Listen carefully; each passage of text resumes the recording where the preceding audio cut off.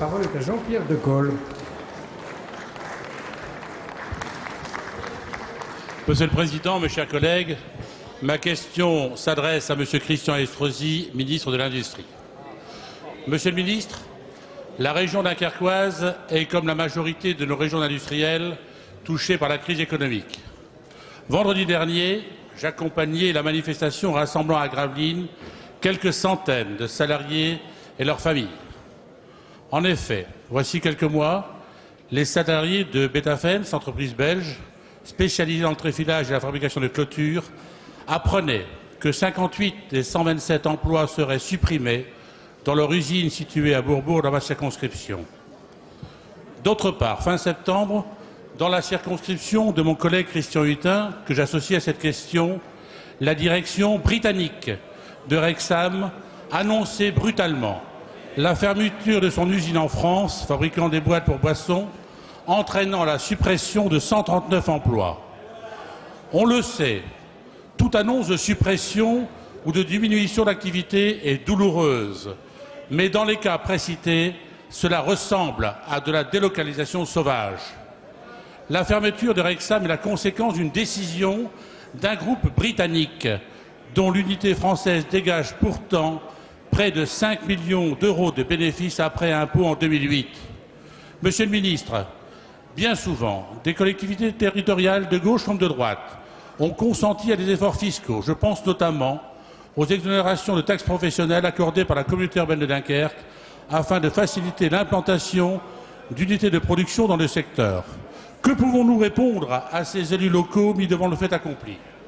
Alors que nous voulons croire aux effets positifs du plan de relance qui permet à la France de mieux résister à la crise que certains de ses partenaires européens, quelle réponse pouvez-vous apporter aux familles dont les salariés n'ont pas démérité et qui sont des dommages collatéraux de cette décision? Je vous remercie de votre réponse. Madame le ministre de l'Économie, de l'Industrie et de l'Emploi. Monsieur le Président, Mesdames et Messieurs les députés, Monsieur le député Decool, l'État doit tout faire pour essayer de préserver l'emploi, l'État doit tout faire pour essayer de maintenir l'activité sur notre territoire. Vous avez parlé de l'usine Rexam à Gravelines qui a perdu à peu près la moitié de son activité au cours du dernier semestre, qui a enregistré des pertes et pour laquelle l'État s'est mobilisé puisque, vous le savez, nous avons mis en place des mesures de chômage partiel pour venir en soutien de la baisse d'activité. Tout récemment, le groupe britannique Rexam a annoncé tout simplement la fermeture de l'entreprise. Et dans ces conditions, croyez-moi, nous allons être extrêmement attentifs. Je suis déjà informé par Monsieur le Préfet, que j'ai mobilisé sur le sujet, que le plan de sauvegarde comporte un certain nombre d'insuffisances. Nous allons évidemment immédiatement attirer l'attention de la direction sur le fait qu'il doit être remédié à ces insuffisances. Deuxièmement, j'ai attiré l'attention de la direction britannique sur l'obligation de revitalisation du territoire. Et là aussi, le groupe Rexam devra participer à la revitalisation du territoire. Et puis si enfin, dans le cadre d'allègement, d'encouragement, d'incitation, soit à l'initiative de l'État, soit à l'initiative des collectivités locales, s'il y avait des engagements de maintien d'emploi, eh bien le groupe Rexam, qu'il soit britannique ou non, devra être obligé de rembourser ou de tenir ses engagements et nous nous efforcerons d'obtenir la réalisation de ces engagements.